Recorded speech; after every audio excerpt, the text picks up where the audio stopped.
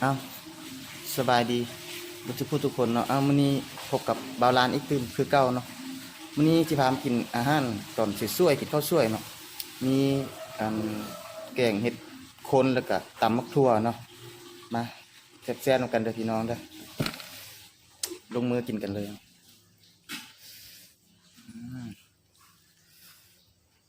ตำมักทั่วตำเองกับมือ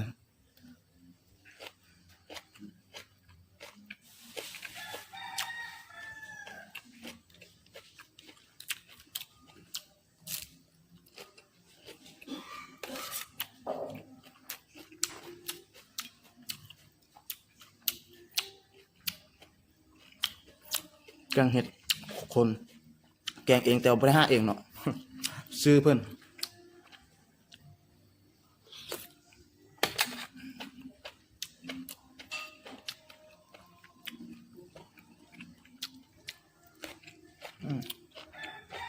มาสักจานก่อนเนาะ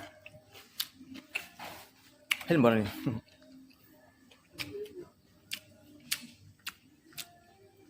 เครือแต่บ่ฮู้ชื่อเนาะเครือจะว่าว่านแซ่บ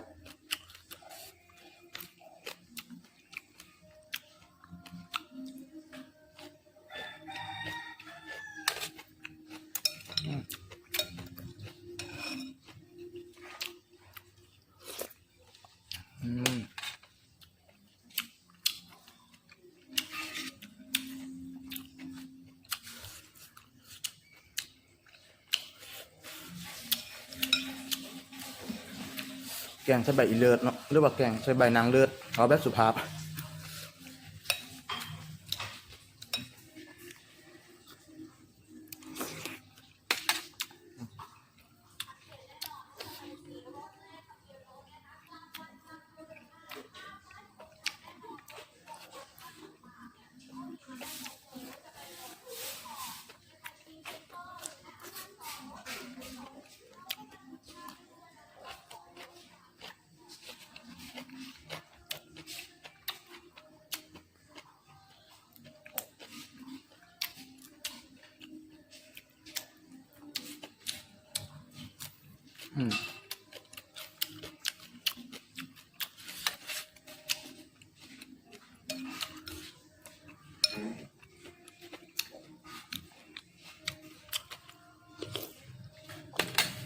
มาจำกันทำครัวนี่ก็เผ็ดได้ใจตามเองเผ็ดเอง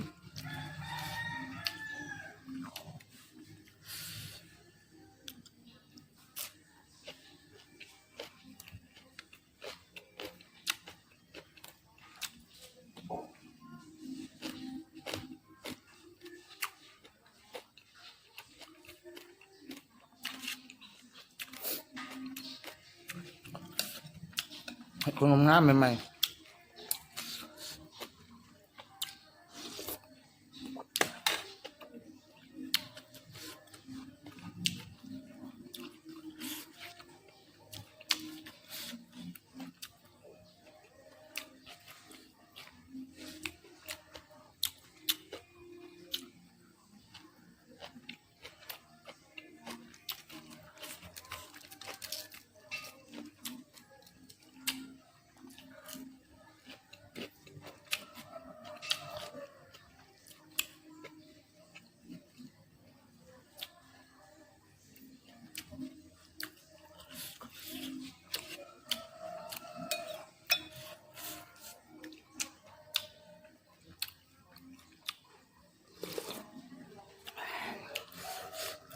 แซ่บแซ่บ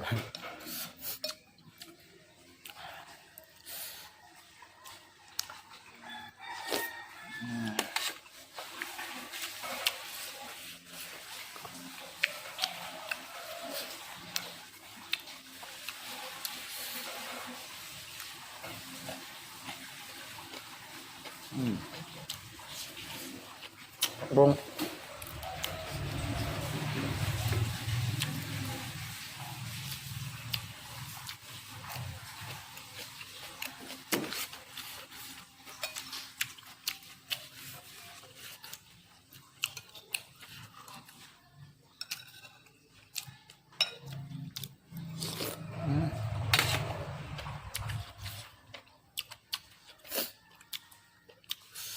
ผ็ด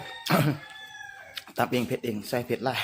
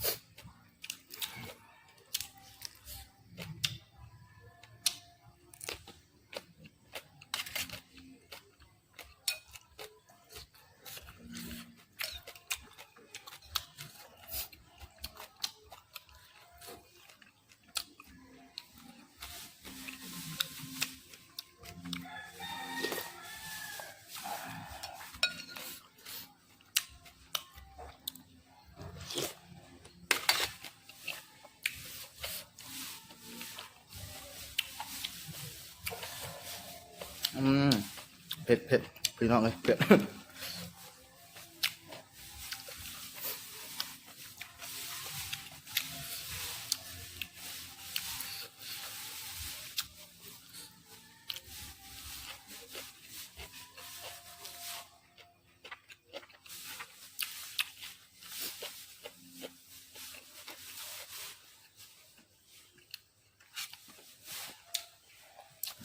ฝากช่องเบาด้านเด้อพี่น้องเลยก่อนถ้าผู้ใดมักเนาะกับฝากกดติดตามกด Subscribe กดไลค์กดแชร์กดกระดิ่งเพื่อเป็นการแจ้งเตือน